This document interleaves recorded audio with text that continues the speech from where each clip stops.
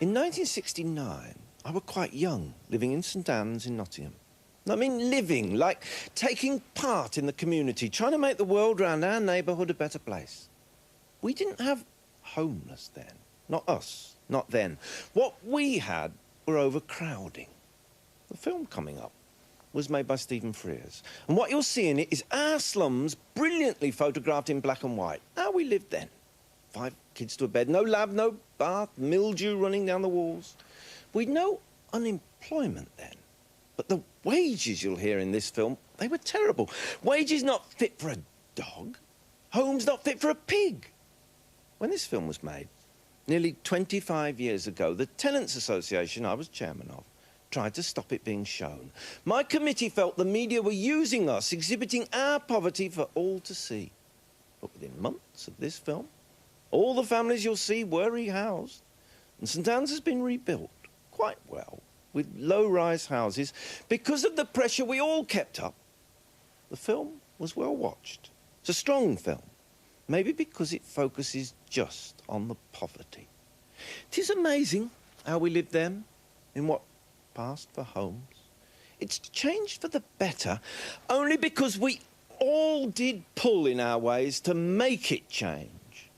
For a long time ago, 1969.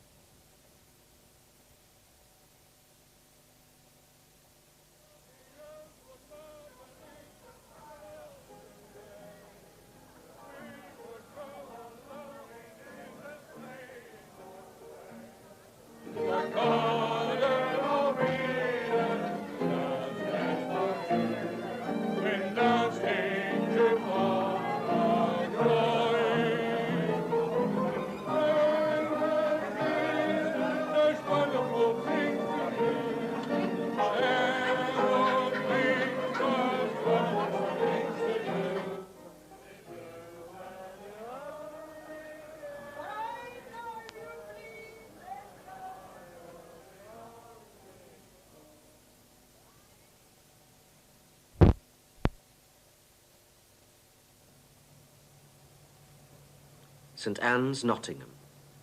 A damp winter morning. Peter, Mark and David Marriott.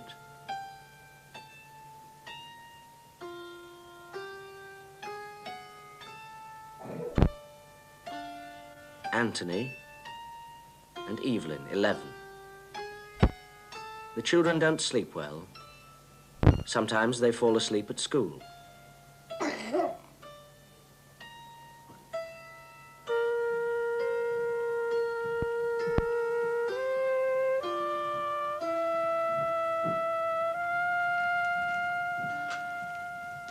The house was very damp and very cold, because you could have a fire up the chimney back, and the back of the house is freezing. If the house were less damp, the attic might be pressed into service as a third bedroom, but it has a hole in the roof big enough for a man to climb through.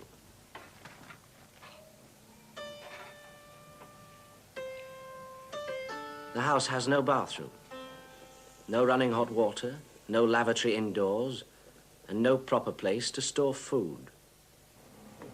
I have 2 children that suffer with bronchial asthma, and it's the matter of, we'll say, 4 weeks since Anthony, he came out of hospital with it. The oldest girl is 11. She has to sleep in the same bedroom as 4 boys, and the oldest boy is 10. I mean, any day, nature could take its part on her, and she's going to be in a terrible mess when she gets out of bed, with the 4 boys in the same bedroom as her. I mean, she's a well-developed girl for 11. She knows all about the facts of life and everything. Anthony.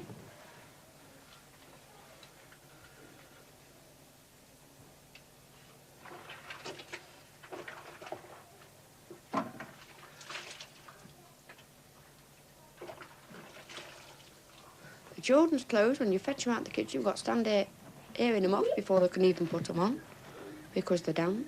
You can't keep nothing at all. Everything's mildewed that's left in that kitchen. You can't keep any food in the cupboard. You can go out there now and smell that cupboard. It's mildewed.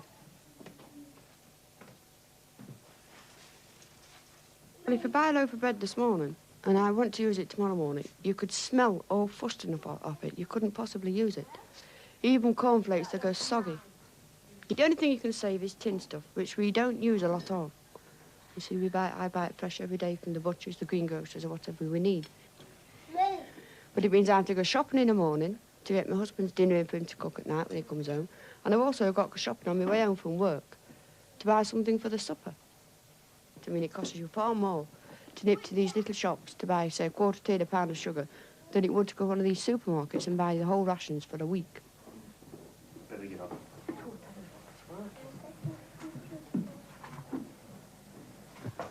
The house is owned by the council. Repairs are slow. There hasn't been a toilet for 6 weeks, and the corporation know this, but they're just not doing nothing about it. They say you've got to be here another 2 years, but in 2 years there'll be no house left. We'll be living in the middle of the road. We might as well live there now, anyway.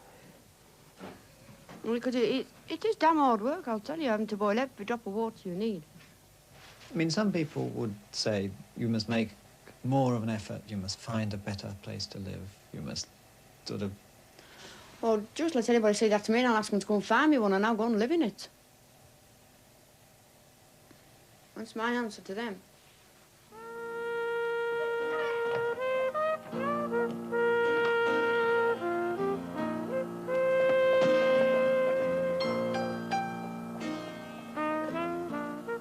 Where would she find it? In St. Anne's there are 10,000 houses, all small, all old, decaying together. 30,000 people live here in half a square mile, 5 minutes from the centre of Nottingham. It is 3 times as crowded as the rest of the city.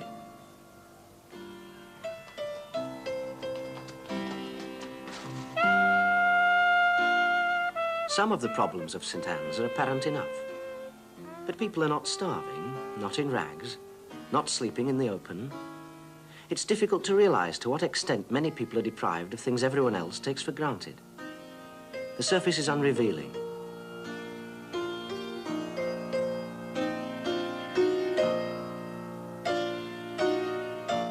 But we know more about this area than other similar ones. Researchers from the University of Nottingham have studied it closely. Poverty isn't a thing that you're either in or not in. Districts like this, constantly verging on poverty. The individual people are sometimes above and sometimes below the line that researchers from outside might come in and call poverty. And it takes the form of a life cycle. You may well be born in poverty. That's to say, if you're the second or third child, not the fifth or sixth, but the second or third, you may well arrive in a family whose budget is now so stretched and whose means are so small that they'd be better off on public relief. Good. You grow up, you leave school, and you go to work. And at that point, you take yourself and the family above the line, because there are now the incomes of all the children coming into the house. And then you get married, and after you've had your first or second child, you find yourself dipping again below the line, where you stay for a generation, a school generation, until your children take you out above the line again, until you go back down for good when you retire and become a pensioner.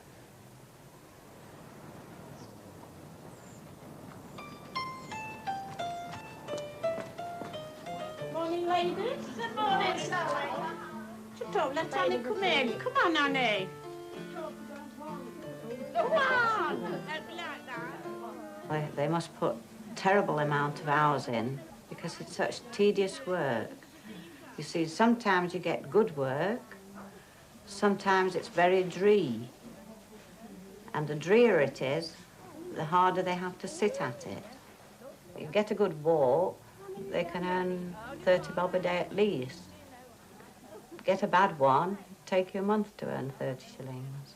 Nottingham's most famous trade is lace. What these women are doing is to separate the lace into thin strips for the hems of, say, petticoats.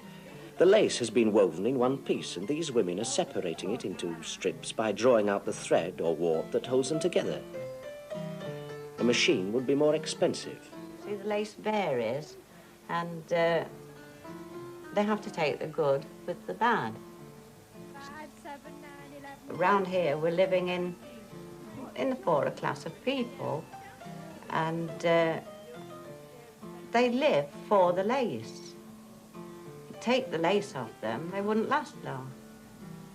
They're too old to go out to work. They're past cleaning jobs. There's nothing that they could do. But apparently half of them have been brought up by their mothers and the grandmothers that did it before them. They were taught by the grandmothers, and it was very hard work in those days. If you took the work off them, it would be just like taking the right hand off.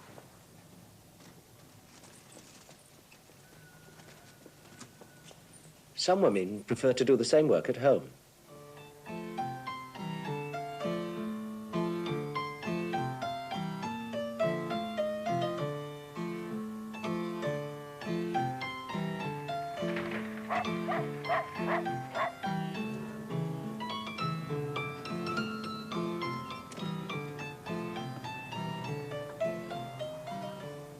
It isn't only pensioners who need this work. Pat Smith and her husband have 2 young children and would find it very difficult to make ends meet without her long hours at the lace. How much will you get for that lace work, and how long will it take you? Well, it varies, but this piece will take me between 3.5 hours to 4 hours.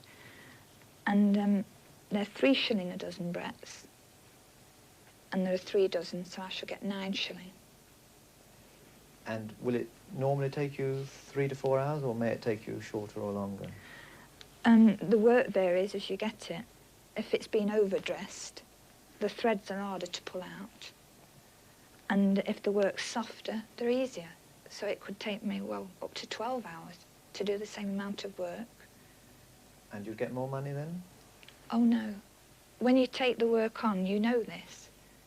No matter how many hours it took you, you'd still get the same amount of money.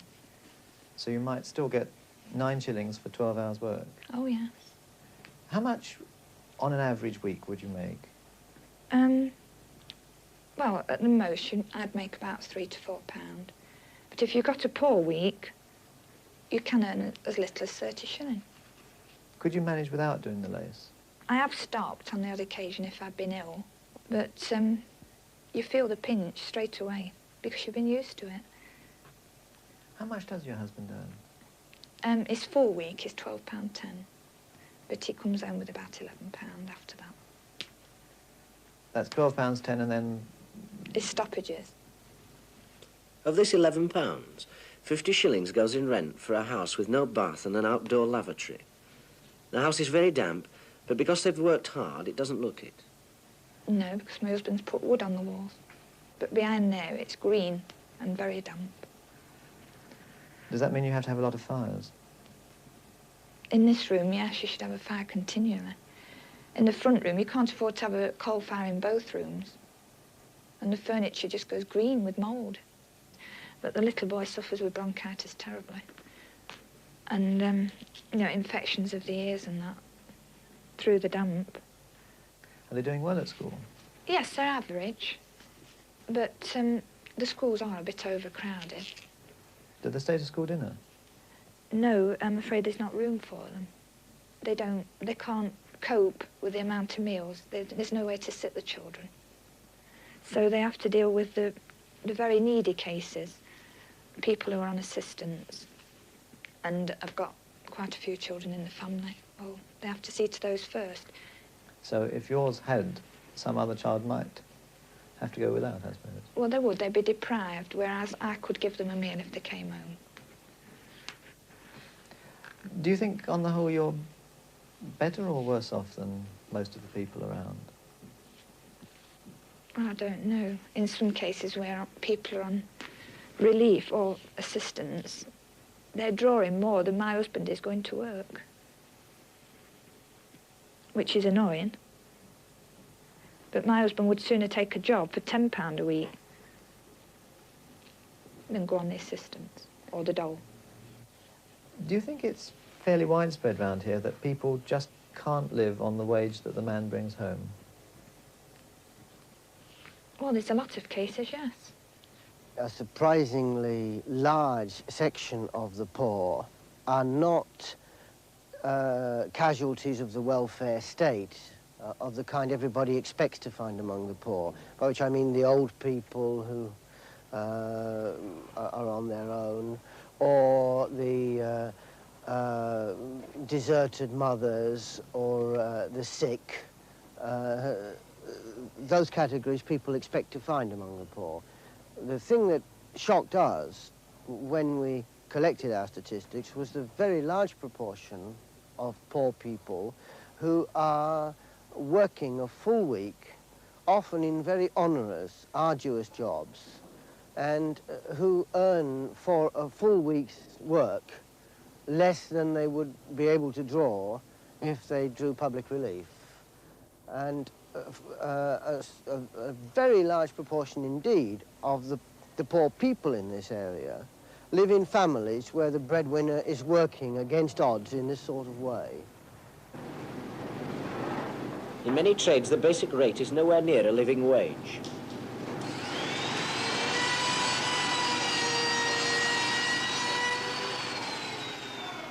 Jeff Churchill works making kitchen units. I earn £11 a week for 40 hours, flat week, and I get every night till 7 o'clock. That's time and a quarter. And Saturday mornings, you do 4 hours, but you get paid for 6. So Jeff, for a 52-hour week, takes home at most £14 to support his wife and 2 children. In trades like woodworking, wages have always been low. Even with overtime, they can only live on £14 if they're very careful. You can manage fairly well most weeks, but if you get caught for a bill, you've got to miss something to pay it. And you've got to do as much overtime as you can then to try and straighten the rest up. He married his wife, Kath, 4 years ago when she was 16. There's a good boy. I expect him to go out to work all the while, but not overtime every night. And the kiddies go to bed about 5:30, 6 o'clock. I've got to sit till 7:30 all on my own, waiting for him coming home. And it seems days, you know, it don't just seem a couple of hours. And I do like to be with him. You going to feed the pigeons? Eh? All right. £14 a week for 4 people means that Jeff and Kath are proportionately about as well off as an old age pensioner living only on his pension. On the money that Jeff is bringing home, how does your budget work out? I have about £4.10 a week for food. And that's for how many of you? That's 4 of us, because Mandy don't have bottles now because she's nearly 3. And Jeff only comes home for 1 meal a day, that is night time. Through the week I have a casserole on a Monday with Sunday's leftover meat. And on a Tuesday I do chips, egg and beans. A Wednesday we have sausage, potatoes and greens. On a Thursday we probably have chips again. And then on Friday we probably have beans on toast, beans and egg on toast. Or tomatoes on toast, you know, something like that. Until Jeff comes home on Friday night with his wages. What are your other main expenses? My coal. I have 2 bags a week and that's 11 shillings a bag. And sometimes if I run out, I have to buy a pre-packed. Well, that's 3 and 6 for a small bag. Well, if I fetch 2 of those, that's 7 shillings gone. And I'm more or less every week run out of coal, so I have to go and fetch 1 or 2. And there's my light and my gas. My gas does because I'm always boiling to wash. I was boiling the water on the gas. What about clothes? Well, I do have a few things new, but a lot of things my sister passes down to me, because she always has expensive clothes, and she wears them probably 6 or 7 times, and then passes them on to me. What about the things you're wearing now? My jumper costs 1 and 6. My mother bought it me from a second-hand shop. Well, from a lady who sold second-hand clothes. My skirt my sister gave me, and all my underwear my mother bought me as birthday and Christmas presents. There are second-hand clothes shops in nearly every street. They do good business in cast-off dresses and suits of the recently dead. Which one, love? Now, that's one to match the other one, love, Dave. Now, you get to have those because I haven't got any the other day. Was there some of those without the buttons on? Yeah, there was a tie on. Yeah. Look, that's too small, darling, now. Look, that's only... Yeah. You've got one of them and it's shrunk on it. You must be a bad washer then, darling, if they're shrinking. Prams, cribs, new baby clothes, even their own children clothes and etc. and etc. Men's trousers, men's working shoes, boots. Take a winter coat like this. Winter coat like this. Naturally, there's no buttons on, but if I have time to do it myself, I put the buttons on. That's a good winter coat. Now, I'd charge 10 shillings for that. Curtains, they're not really good quality curtains, but they're better than some curtains that people do have. You know. Now, that, obviously, nobody won't want that to put up to the window, unless they're very, very poor. So what they do, a lot of children that they have got, they cover a settee or 2 easy chairs or something to make the room look respectable. Do that. Now, that pair, I charge about £4 pair for that. Now then, a mod dress, that. Good. Quite nice for a young girl, that one. About 7 and 6. That one, wool dresses, there. Good wool dress, £10. Hand knitted down, dress there, lovely for a little girl there, 5 shilling. You get a lot of children coming in, very yes. badly clothed, very badly shoed. Well, you get some children well clothed, well looked after, and the parents want to do the best for the children. Sometimes they don't bother with themselves. Another time they feel that they need a new coat themselves. So if they come in for a coat themselves, or perhaps underwear, even bra, panties, anything like that, shoes, naturally they want it as cheap as they can get it. They want about 5 shillings a limit for a pair of ladies' shoes. Good quality shoes for children they don't mind. A good pair for about 5 shillings or even 7 shillings. But if they almost new or something like that, 10 shillings. Now, they don't mind that because children's shoes are going to be about, well, £2, £2.5, anything like that. They last them 3 months, no good. So, obviously, they come here to see if they can get a pair for about £5, 4 or £5.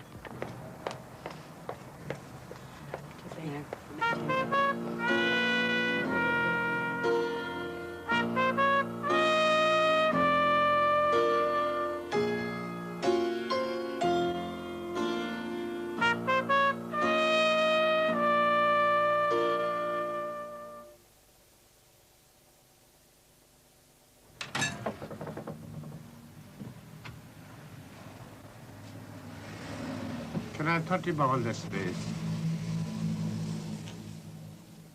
Before the war, there were 40 pawn shops in Nottingham. Today, there are still 5. 2 of them are in St Anne's. You've had it before many a time.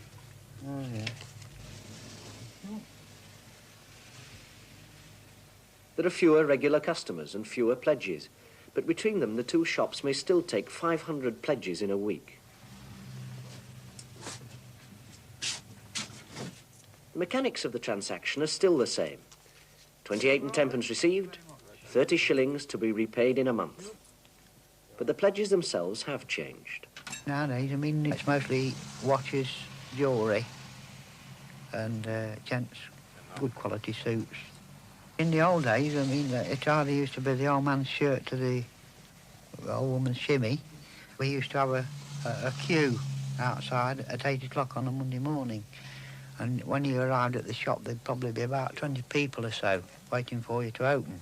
Poverty in the 60s is a difficult thing to talk about and a difficult thing to express very clearly because you must understand that we're talking about something different from poverty 100 years ago. Or we're talking something quite different from poverty in, say, India or Africa today. That poverty does not express itself in children running around barefoot or people starving to death. What we mean by poverty is the share that you have of the sort of goods and commodities which everybody else takes for granted.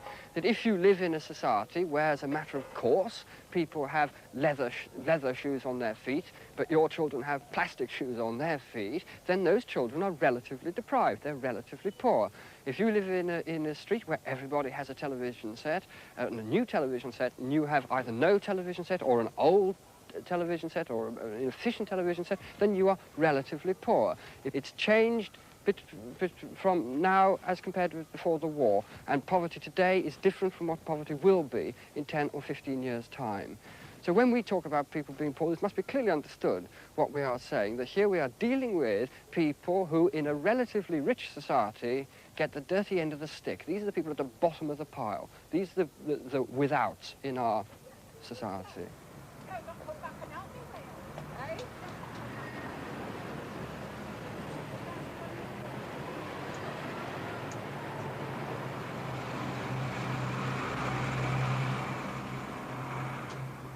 The Victoria Wash House.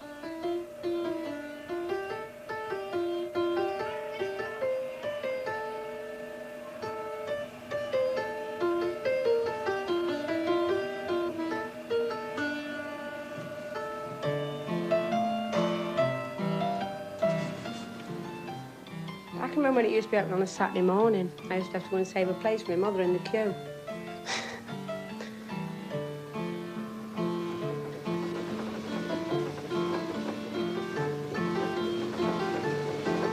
The sinks and the racks haven't changed at all. They've always been like that. The only thing that's changed is them 12 machines that run down the middle.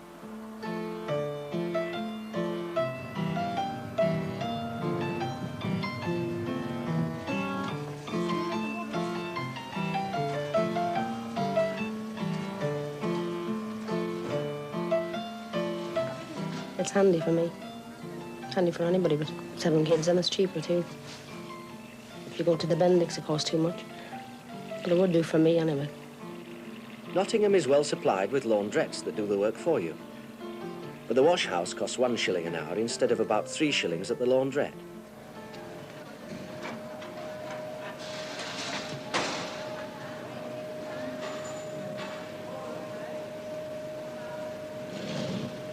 I like to wash my own, rub them, punch them, put them in the boil, leave them cold till it's ready to boil, and then when I've done all my other washing, he said, fetch me whites out, and that's how I'll go on.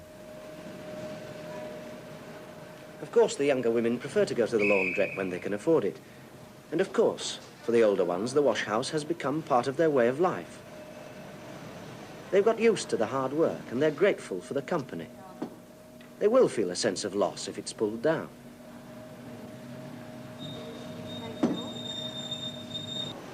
Then we have a cup of tea about just after 4.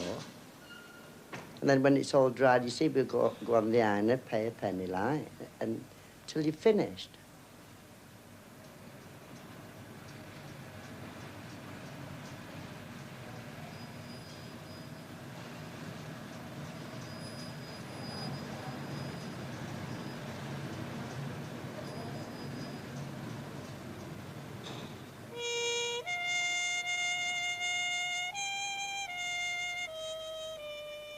Of the 30,000 people who live in St Anne's, about 8,000 are children. Their schools try to give them glimpses of a different world. Now, when Jesus was born in Bethlehem of Judea, in the days of Herod the king,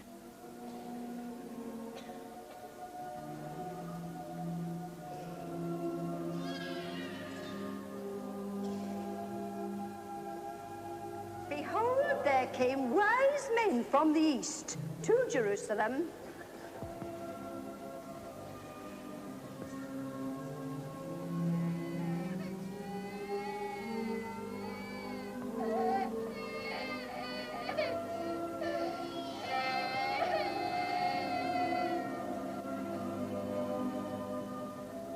Well, of course, we do find certain difficulties with some of these children that wouldn't be apparent in other areas, but I would like to make it quite clear that any difficulties we do find apply to only a certain proportion of these children and not to all. We do have children from very nice homes where the background is completely satisfactory. Regarding the difficulties, we do have the odd one who's not toilet trained. We find little puddles on the floor which need to be wiped up, and we have those that are sick, of course, and that has to be dealt with. We do have to keep a supply of odd pants and these things that need to be applied when we've had an accident. We find communications quite difficult. These mothers in crowded circumstances must find it very difficult after they've bathed the family in a tin bath, which has to be kept on an outside wall and has to be filled with water from the copper or from a saucepan. They can't have much energy or enthusiasm for a bedtime story or even a communication at child level. And this we find is quite difficult. We have to establish a relationship before we can start at all. We try to give these children emotional security and establish a contact between teacher and child. And any teacher who can write in her daily report, "Today William smiled at me," has probably achieved as much as a teacher who could write, "Today Johnny did 5 pages of sums." We sometimes find their imaginative play quite lacking. You can listen into their conversation and find that a lot of their expression comes from their home circumstances. They'll be the mother and they'll look after their little ones. But their experiences are so few that they don't know how to expand. We find their imaginative writing quite inhibited, and we really have to slog away at this one and provide them with situations, the fairy stories, and we read poems to them and put them into imaginary situations and discuss this one and encourage their imagination in this way. We provide them with a lot of the community play toys and things that they can use where they wouldn't really have space in their own homes to use these things. Sometimes we find little girls and little boys are quite a long time in the toilet, and when we go to investigate, we find that they're just sitting there, and we think perhaps this is a place where they go to be quiet. It's a nice little house where they can shut the door and be entirely alone, and I think this is perhaps the reason why they stay there. They have to be encouraged to come out and told that this is not the most desirable of places in which to meditate. We were quite horrified on one occasion when we went out to find they had never seen sheep or cows or horses. They were amazed at the trees. We once combed the school and took to the seaside everybody who hadn't been. This was quite an experience. When we put them on the sand, they wanted to know who'd made it, who put it there, where did it come from, how deep it was, what you did with it, what was it made of, what was all that water, what could you do with that?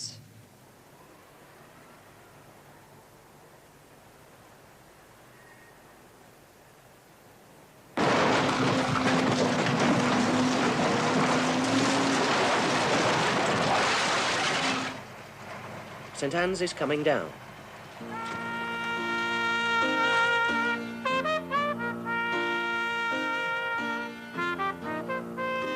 Or rather, its demolition is planned over the next 7 years. After that, it will be redeveloped. At first sight, this seems the answer to all the problems.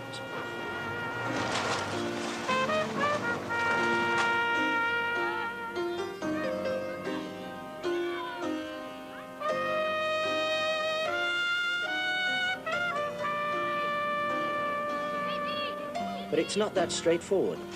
Some residents resent this drastic solution and feel that officials are only interested in the housing problem and not the other needs of the community. Or they regret the destruction of a neighbourhood with a strong identity. Anyway, redevelopment does not happen overnight. Life is going to be even more hazardous for the people who have got to go on living here.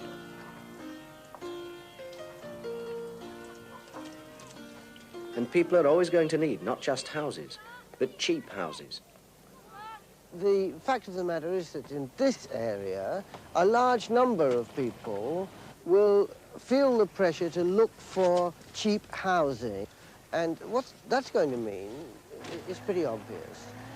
You're knocking down 10,000 cheap houses in this area. So, assuming that a large proportion of the people who live in those houses still want cheap houses, they will go and look for them where they happen to be.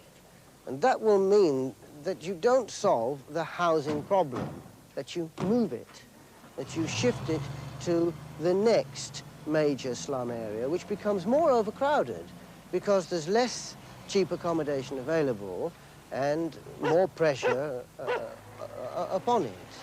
And so rents will go up in slum districts in the rest of the city, houses will become tenements, they'll be subdivided, and the problem will appear again in a sharper form. You see, the rents around here are still fairly low. That you can rent a house here for 25 shillings a week or something like that. The council houses that will go up, the rents will start at about £3 a week, anything up to 5 or 6. Now, quite clearly, for many of the families who are finding it difficult to get by in an area like this, paying 25 bob, it's quite out of the question that they're going to be able to afford the new council house rents unless they're prepared to take a staggering cut in their living standards, a cut which may be quite impossible for some of them. They just haven't got that sort of margin of expenditure. 211, please. Thank you. Thank you.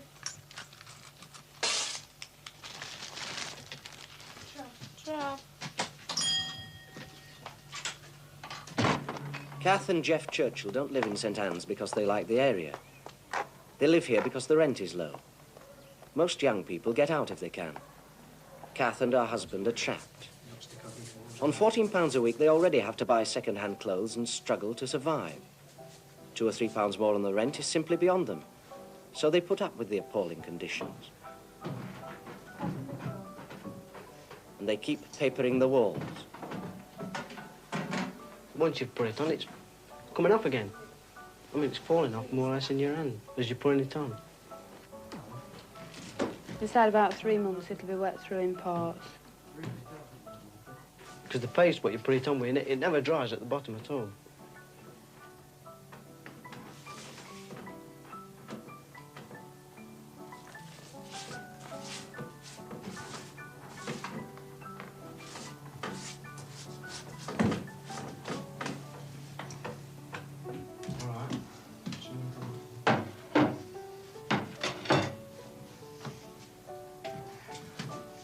Busy today? Have you said anything? No, never do that. Amanda's cried all day. You've always got something to complain about, haven't you? No. I don't always complain. What do you think are your best times, the things that you enjoy despite all the problems? Well, we used to enjoy going to a dance at Clifton, but they closed that because it got smashed up. My best time is when the children have gone to bed, you know, we sit together on the settee and just watch the telly, and all the troubles just don't seem to be there anymore. When Jeff's home, I feel ever so safe, you know. Nothing can harm me when he's in the house, but when he's out, I feel lost and, you know, all alone. I'd sit and wait for him coming home at night, you know, says I've got somebody with me. I do get very lonely.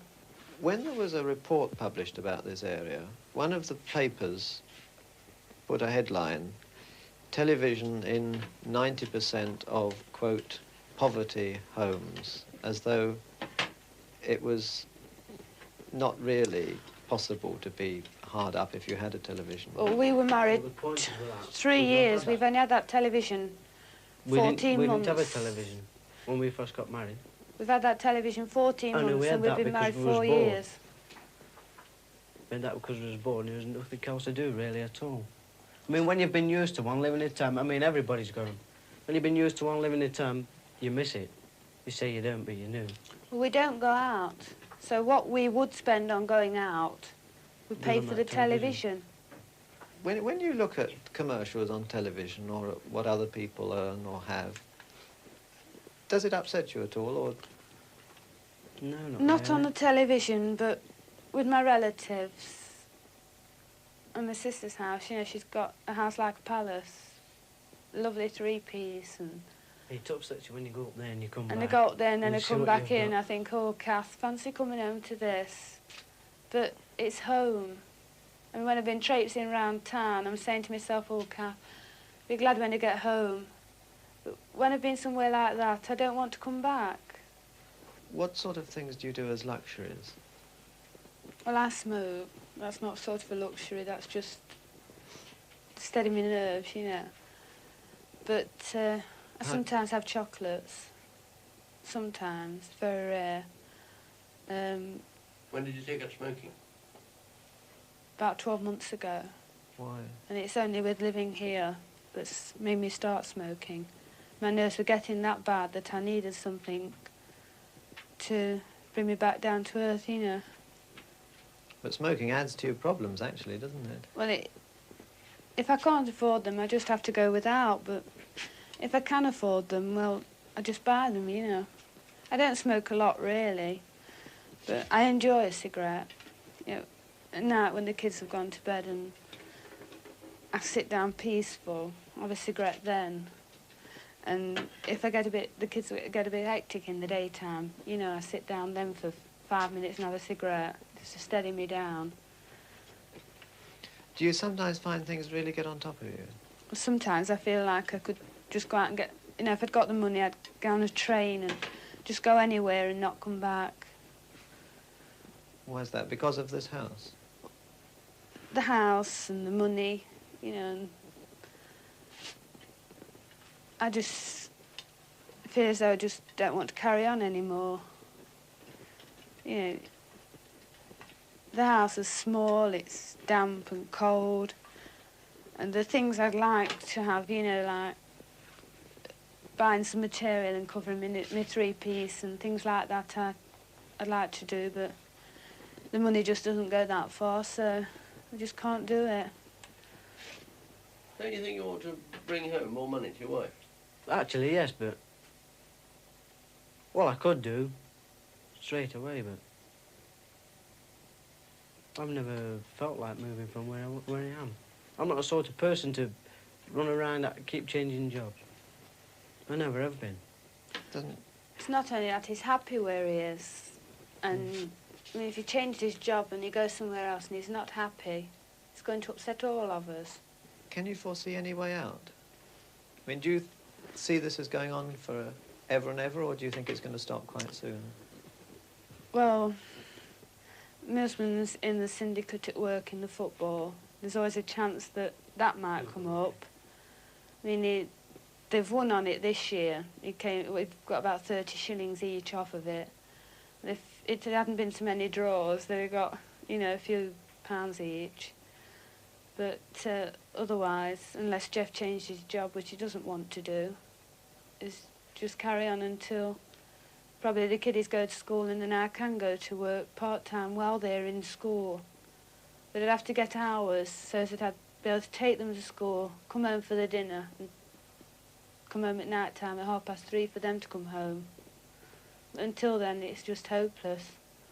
Do you sometimes resent having the kiddies? No, never. I never resent having Mark and Mandy. Even with the greater problems they cause? Well, they're blessed. You know, if it weren't for the kids, I'd have gone a long while ago. You know, not say I wouldn't leave Jeff, but I'd get on a train and I'd go. But with the kiddies, I can't. You know, I'd have probably ended up in Mapley, you know, if I hadn't got the children. Because they sort of mental hospital. It's a mental hospital. Sorry, it's a mental hospital. You know, with my nerves, the kiddies, you know, they seem to make me realise that I've got something and I've got to hang on to it, and I just do. I just keep hanging on. And the children are all, and Jeff have all I've got, really.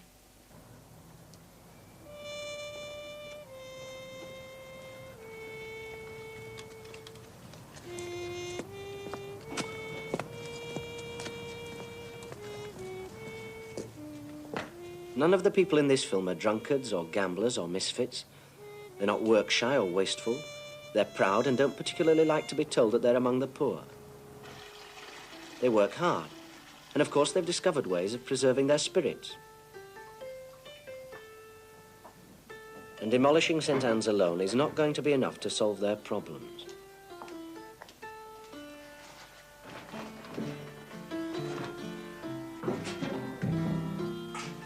There is a persistent myth that we are spending too much on the welfare state, and that if people are poor in Britain, it must be because of some moral failing. In St Anne's, the truth is clearer.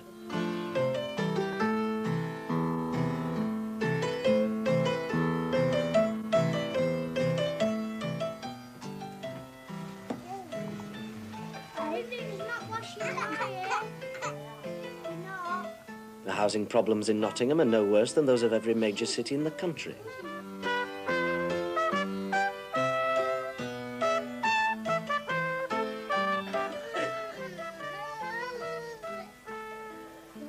Despite a national average wage of £23 a week, every industry has workers as badly paid as Jeff Churchill.